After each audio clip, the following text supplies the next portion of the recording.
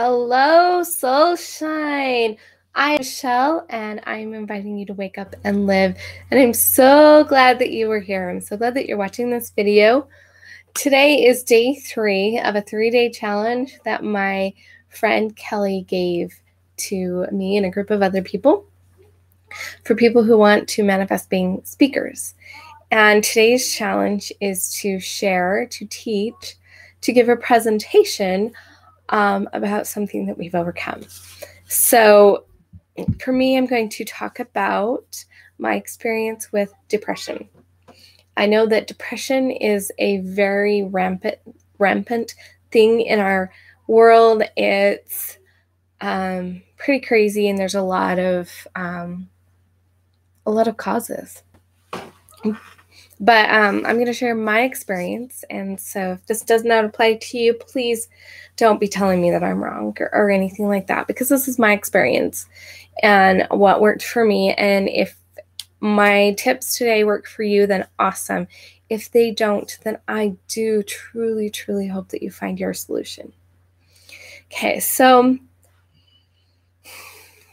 before we talk about actual depression, we're going to talk about this book that I'm reading. One of the things, I'm going to move my microphone up here. I bet you I'll sound even better. One of these things the book talks about is constantly saying, you did not manifest your illness, and you did not, you don't create it and everything like that. And I'm really struggling with hearing that for a couple of reasons. One of them is back when I was in high school, I became very aware of a pattern in my life. When I was in 6th grade, I had strep throat to the point where they were actually talking about removing my tonsils. And then we moved, and that next year I was just as sick, but I had a different doctor. So the concept of taking out my tonsils didn't come up. The next year I was perfectly healthy. And then the next year I started high school, and I was sick all the time. I had strep throat again, all of the time. And then the next year when I was a sophomore, I was perfectly healthy. And then we moved again as I was going into 11th grade, and I started getting sick. And that's when I made my awareness. Now, here's what I did not tell you about 6th grade. That was the year that my parents separated and got a divorce. So I had divorce, moving and starting junior high at the same time. And then a year of things were just even chill. No big changes, no big stressors. The next year starting high school, and the big fish and meeting new people and all that kind of stress. And there were some other things happening in our life at the time that was pretty stressful as well. And then the next year was pretty even kill. And then we moved. Another big stretch, another big stressful time. And I became aware that these stressful changes were why I was getting strep throat. The amazing thing about that is I think since I was a junior in high school, I may have had strep throat once since then. I wasn't getting it anymore. It was just like something about being aware that it was a high stress thing for me. And for the most part, I have not manifested illnesses as much as an adult. I have the hidden or the mystery illnesses happening, the autoimmune deficiencies or whatever you want to call them.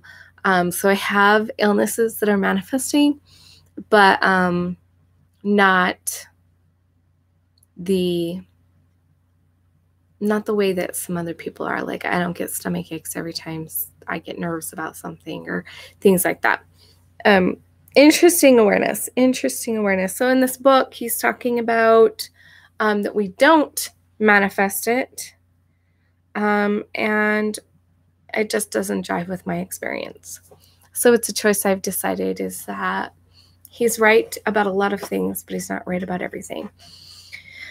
And you get to choose what you believe and what you think. So this is a part of my my foundation for looking for answers to healing what ails me.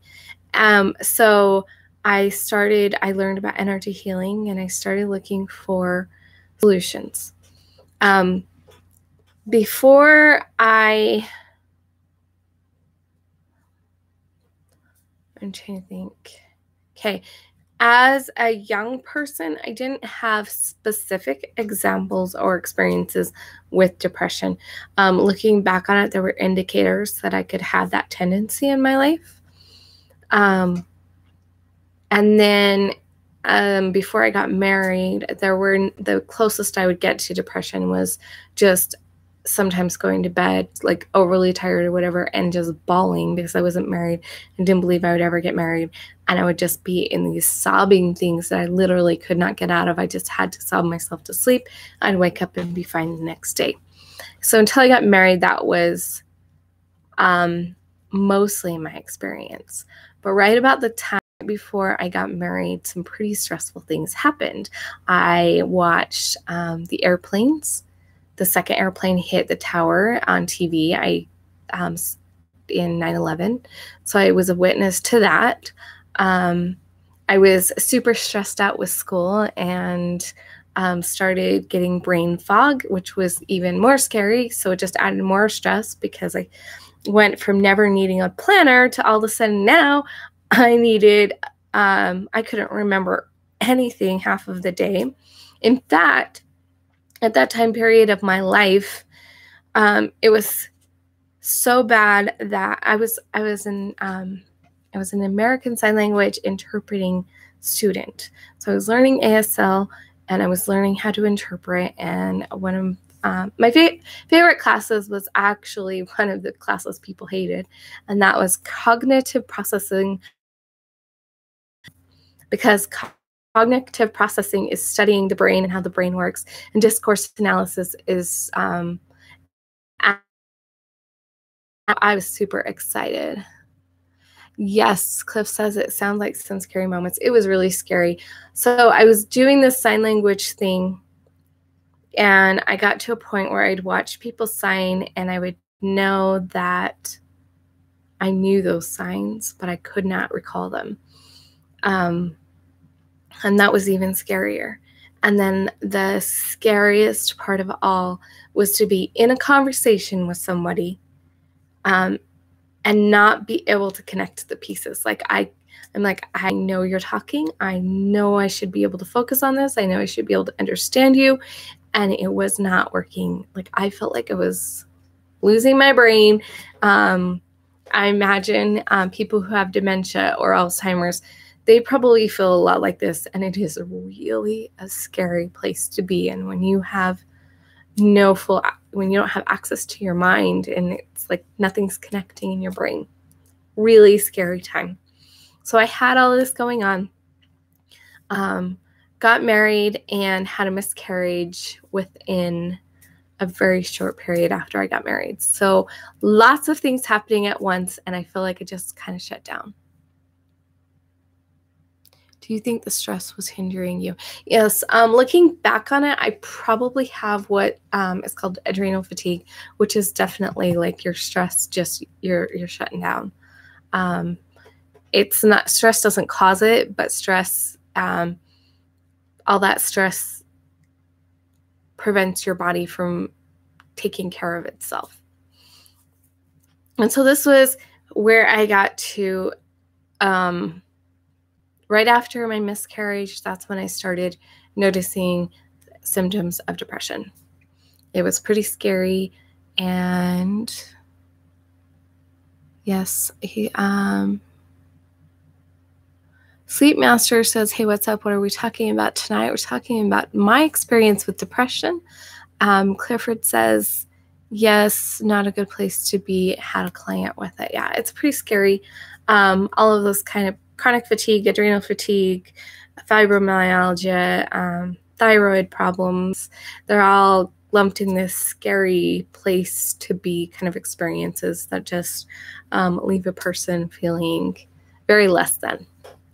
So all these things happen, and I got really angry at my God, the person that I believe in, my higher power. I got angry at God. And for everything that I was seeing. As I went through life, as I was going on, I learned different energy healing. I learned different belief works, and I came across a healing technique that I was really loving. It was all about love. And what I would do is just seriously love a word. I had this understanding that if you have an angry outburst, it's the same kind of energy that creates a laughing outburst. It's like the same energy, it just chooses which path to go down. And you can tell that's the easiest one for me to explain it is when you think about being excited or nervous. They feel the same in your body, but one of them you choose to be happy about and the other you allow it to make you scared. But if we go back to the laughter and anger, if you are got in trouble for laughing or you have any kind of negative energy around laughing, then no matter how much you heal the energy in your body and in your system, you're never going to be able to laugh instead. So my favorite example of this is I did energy work on laughter and anger, started playing the piano the next day, made a mistake, and instead of getting angry at myself, which was my typical experience, I just started laughing. I was just like, oh my gosh, that's so funny. I made a mistake and went on. And that was profound for me to see that could happen. So let me read for a second. Sleep Master says, I believe in God as well, and I'm praying for everyone. I love that. Very powerful to have. Hope you all have a blessed day. Thanks, Cliff. Thanks, Cliff. So,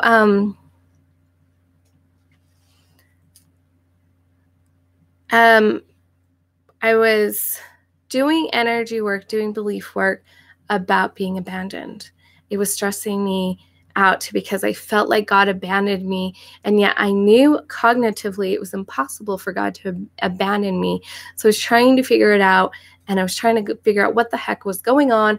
Why was I still feeling abandoned even though I knew better, and what I'm missing?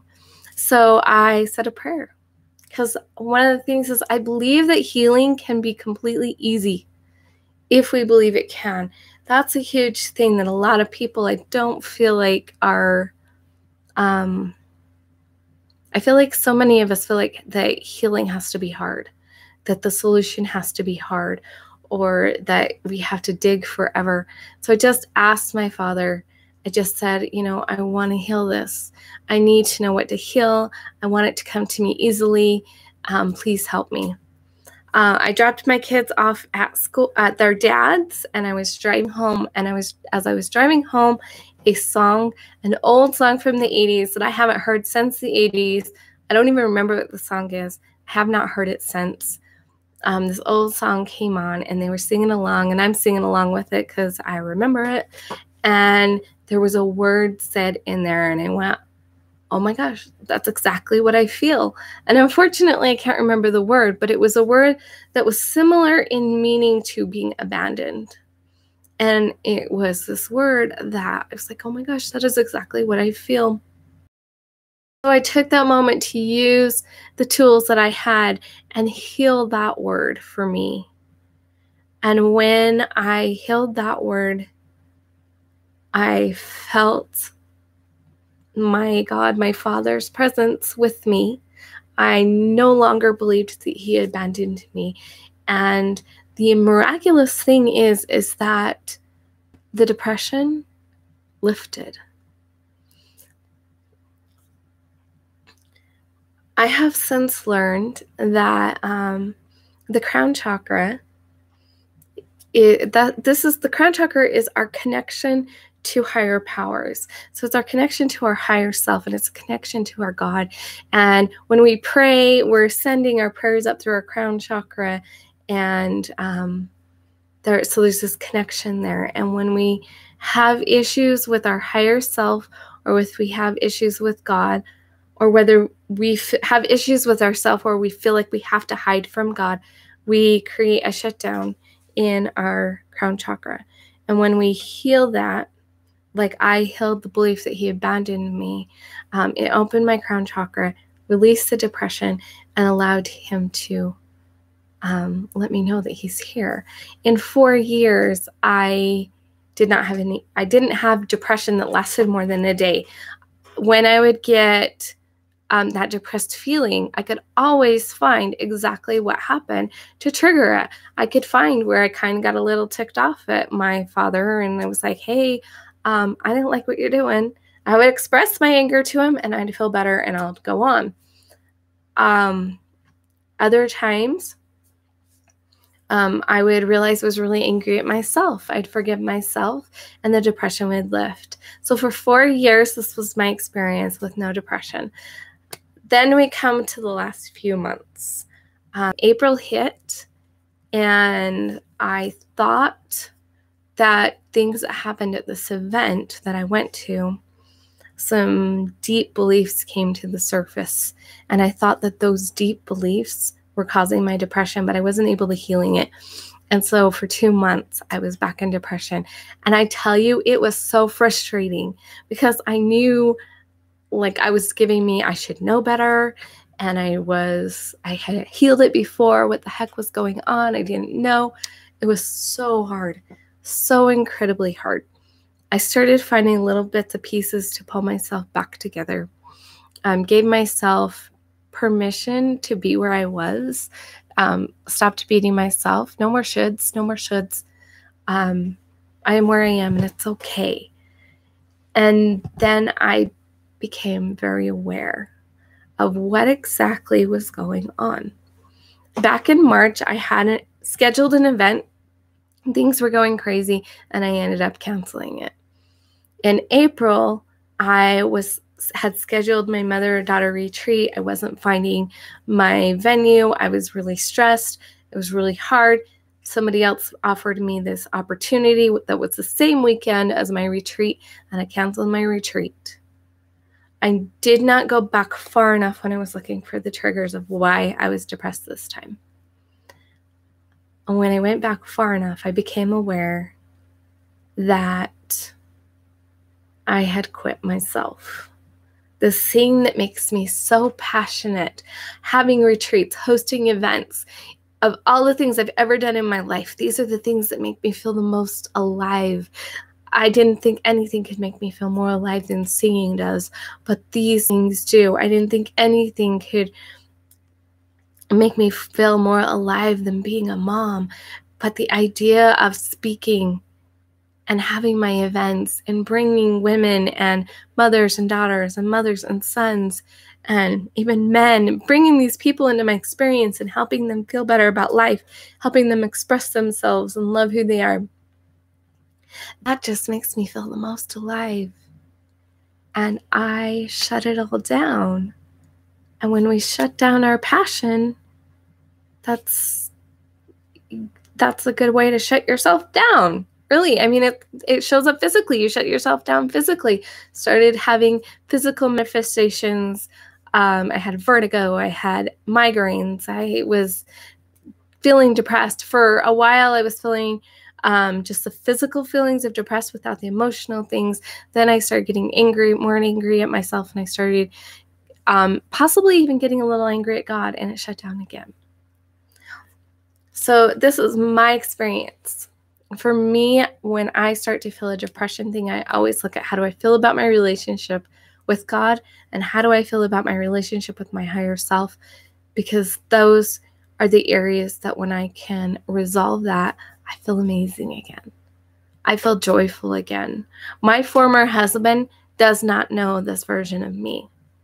He does not know a happy version of me. He does not know a shiny version of me, because the depression came so early in our marriage.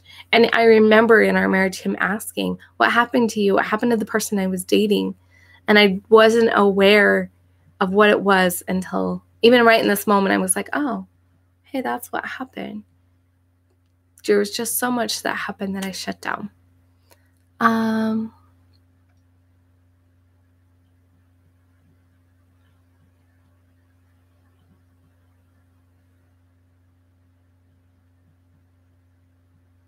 I could totally see how that lifestyle would be a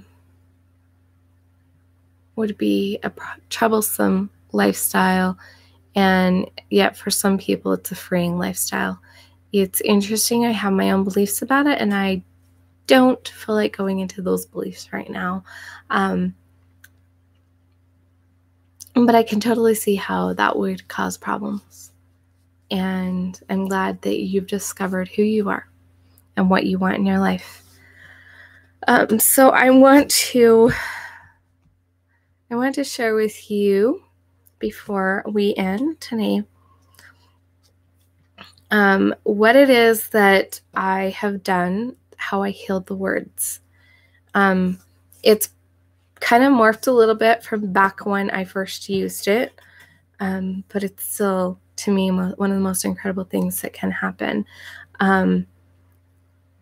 I did it on every word that I could think of that meant abandonment in some way or another, abandoned, neglected, whatever. I did it on the words of being accepted and loved. And if you know how to do a belief breakthrough, it's an amazing thing to add to what you are doing. There's a couple of ways to do it. So there are a few phrases.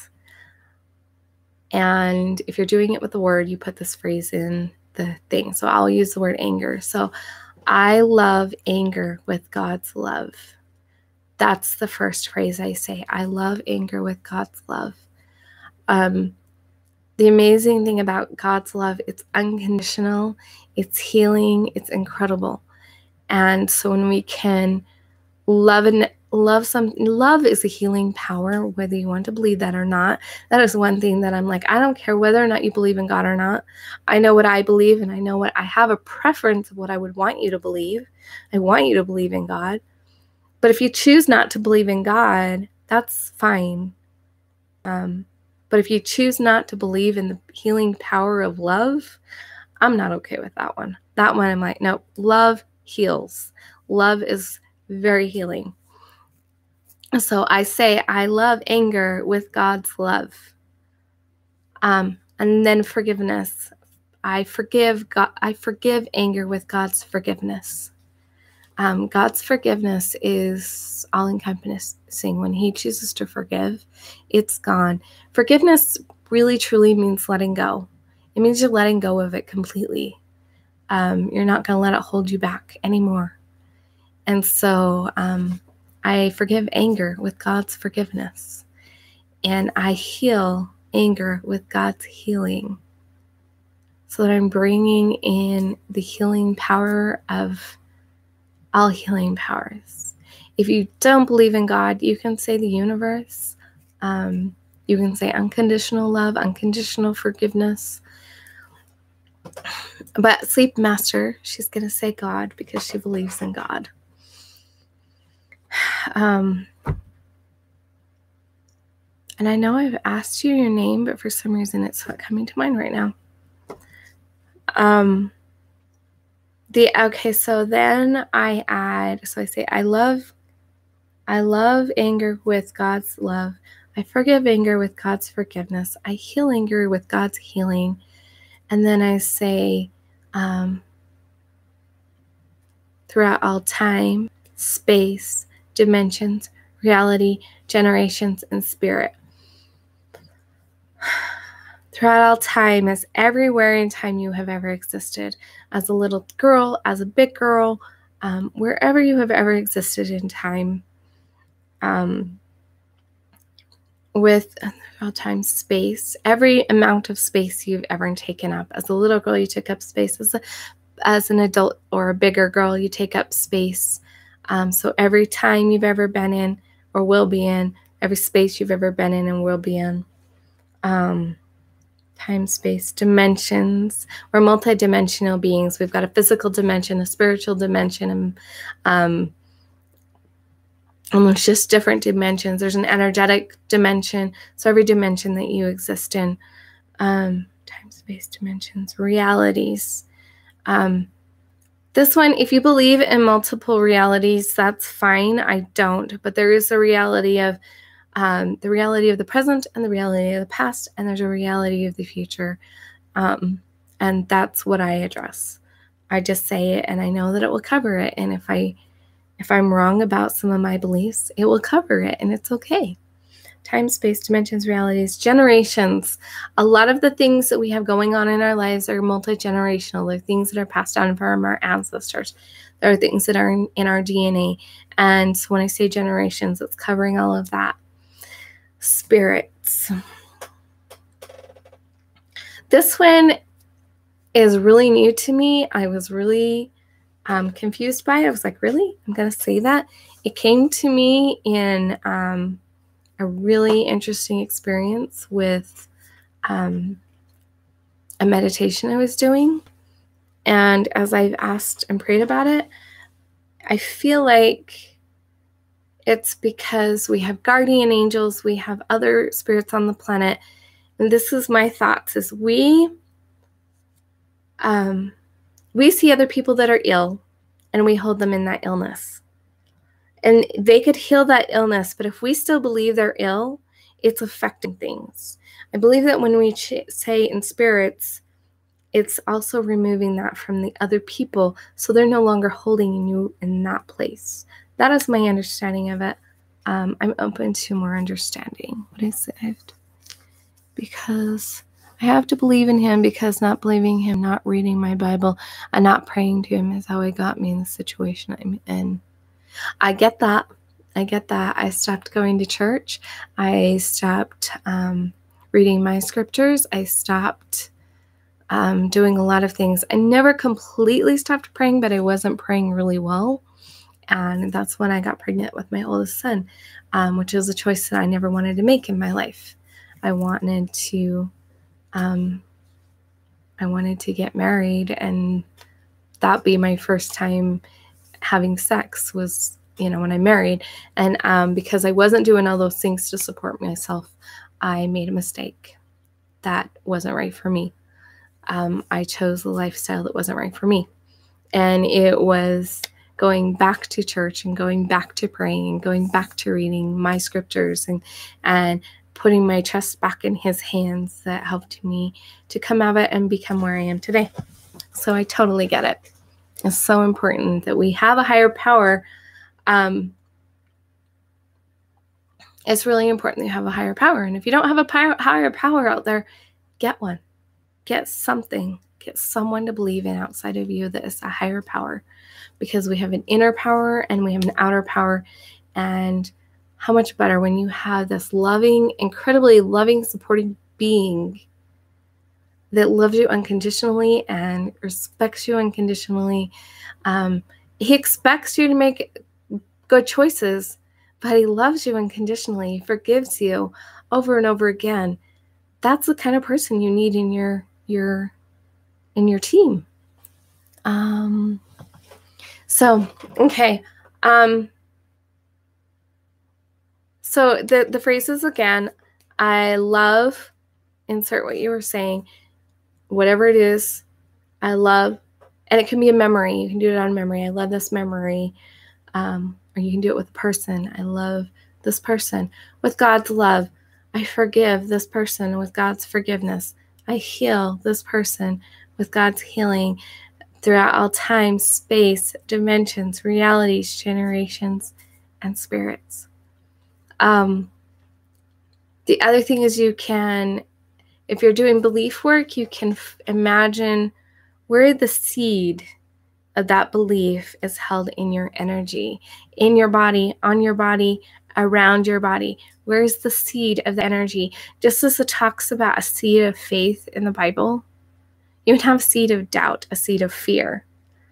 And so if you just send God's love and forgiveness and healing to that seed of fear, then it will heal that energy. It will help you to believe more powerful things again. It will be incredible for your lives. This is what I'm sharing with you because this is what has worked for me. This is what has gotten me out of depression over 4 years without it. And quickly shifted out of it as soon as I figured out what caused it this time. I went from a place where there was no known cause, like I had no clue what caused it, to a place where if I ever do start to feel that way, I know exactly what to look for. I know that there's a trigger, and very rarely does it last more than a few hours. And other than this last time where it took me longer to find the trigger, it hasn't lasted more than 2 days. It's been incredible. It's a totally different experience. So thank you so much for watching. Thank you, Sleep Master, for being here, and Cliff for having been here. It's incredible and wonderful to have you here.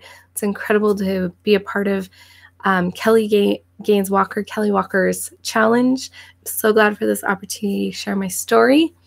I will see you guys tomorrow. Remember to let your soul shine big, bright, live, and beautiful. Be the you that you were created to be. I will see you guys.